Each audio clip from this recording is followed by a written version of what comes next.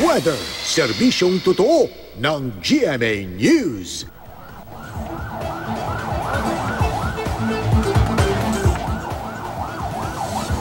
Direktang epekto ng Tropical Storm Egay ang malalakas na hangin na tulad na naranasan sa Northern Luzon.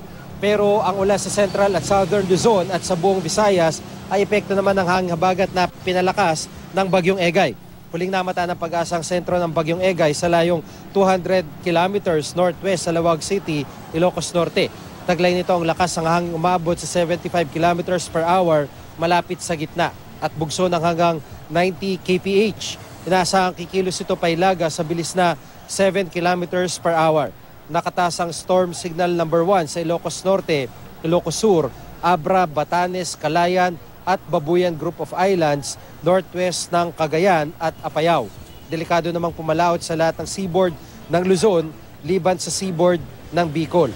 Sa storm track ng Pag-asa sa Huwebes, inaasahang lalabas na ng PAR ang Bagyong Egay pero dapat manatiling I am ready dahil bukas ng gabi o Miyerkules ng umaga posibleng pumasok naman ng PAR ang isang bagyo pa na may international name na Chanhom na tatawaging Bagyong Falcon.